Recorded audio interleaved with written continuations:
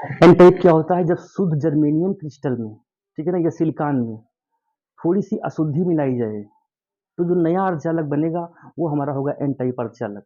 यानी कि पेवर में थोड़ा सा मिलावट कर दी जाए तो जो नया बनता है वो होता है एन टाइप अर्धचालक। मिलावट तो आप लोग अच्छी तरीके से परिचित होंगे, क्योंकि यहाँ पर इंडिया में मिलावट बहुत होता है। दूध में मिलावट कर करके लोग दूधा खूब दूध बेचता है, ठीक है ना। तो मिलावट में क्या उनको प्रॉफिट होता है, ठीक है ना।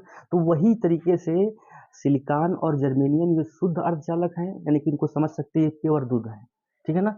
जर्मेनियम और सिलिकॉन, इनकी आउटर मोस्ट शेल में होते हैं चार चार इलेक्ट्रॉन, ठीक है ना, ये पेवर है। और इन पेवर में कोई अशुद्धि मिला दी जाए, और अशुद्धि कैसी होनी चाहिए भाई? देखो, उसकी एक अशुद्धि शर्त है कि एन टाइप बनाने के लिए अशुद्धि जो मिलाई जाएगी उसकी बाहरी कक्षा में 5 इलेक्ट्रॉन होने चाहिए। यहाँ पर लिख दिया गया है शुद्ध जर्मेनियम अथवा सिलिकॉन में भी 5 संयोजकता वाले पदार्थ जब अशुद्धि के रूप में मिलाए जाएंगे तो जो नया अर्धचालक कंप्लीट होगा वो एन टाइप होगा।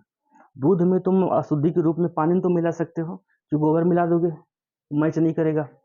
उसी तरीके से यहाँ पर भी जर्मेनियम में मिलाओ चाहे सिलिकॉन में मिलाओ, लेकिन 5 संयोजकता वाला ही पदार्थ मिलाना है, तब तो मिलाना है।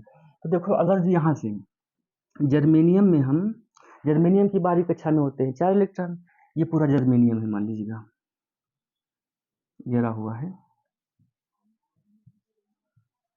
इसकी बाहरी कक्षा में होते हैं 4 इलेक्ट्रॉन। देखो,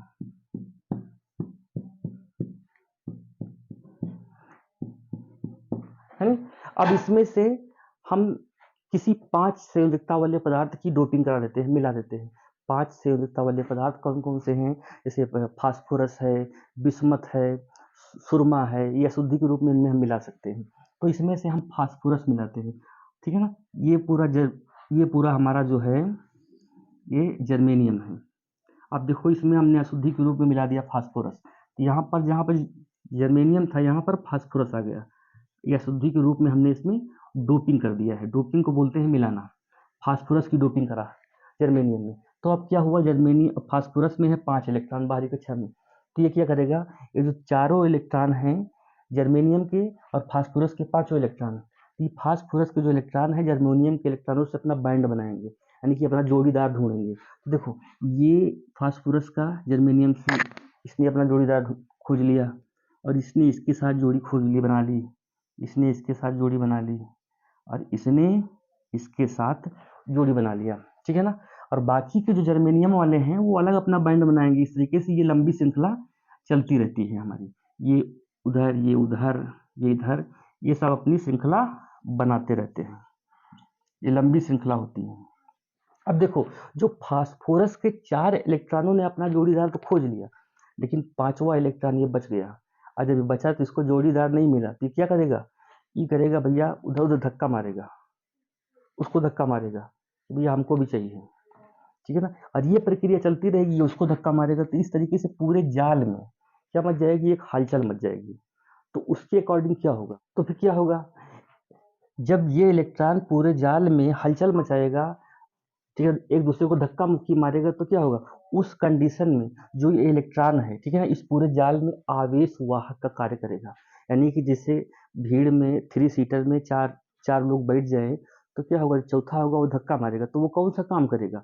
वो जब भाई ये 3 लोग बैठे हैं, चौथा लोग जब बैठ जाएगा तो सबके शरीर का अपना अपना टेम्परेचर होता है, तो वहां पर गर्मी ज्यादा बताएगी, ठीक है ना। तो यहाँ पर क्या हुआ? जो 5वां इलेक्ट्रॉन है ये पूरी जाल में चलने के लिए स्वतंत्र होता है। जब स्वतंत्र होता है तो ये गति करेगा, और जब गति करेगा तो ये इलेक्ट्रॉन, ठीक है ना, पूरे जाल में आवेश वाहक का कार्य करेगा। और आवेश क्या होता है? करंट, ठीक है ना। आवेश का बहना ही तो करंट कहलाता है।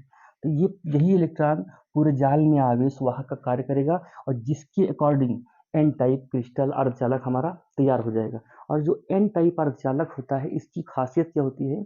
ये गर्मी का अच्छा संवाहक होता है, ठीक है ना। एन टाइप इलेक्ट्रॉनों के ऋणावेश से ही तो आया हुआ है, क्योंकि इलेक्ट्रॉन ऋणावेशित होता है, तो इलेक्ट्रॉनों की ऋणावेश के कारण वो एन टाइप बना है। और एन टाइप में इलेक्ट्रॉनों की क्या होगी? अधिकता होगी। जब इलेक्ट्रॉनों की अधिकता होगी और होल की क्या होगी? कमी होगी। यानी कि हम कह सकते हैं एन टाइप अर्धचालकों में इलेक्ट्रॉनों की अधिकता होगी जबकि होल्स की कमी होती है। इसी कारण से एन टाइप अर्धचालक गर्मी के अच्छे संवाहक होते हैं। इसी कारण से सोलर सेल के ऊपरी वाला जो पोर्शन होता है वो एन टाइप अर्धचालक होता है, यानी कि वो सिलिकॉन का बना होता है। वो एन टाइप होता है। और सिलिकॉन कैसे बनाया जाता है ये मैंने अगले वीडियो में आप लोगों को बता दिया है कि रेत और प्लस कार्बन को 2200 डिग्री टेम्परेचर तक अगर जो गर्म किया जाए तो सिलिकॉन हमारा बनता है, ठीक है ना। और ये जो सिलिकॉन होता है जो एन टाइप अर्धचालक है, इसकी और खासियत होती है, ये ज़्यादातर उपयोग इलेक्ट्रॉनिक्स के क्षेत्र में इनका ज़्यादा उपयोग किया जाता है एन टाइप अर्धचालकों का।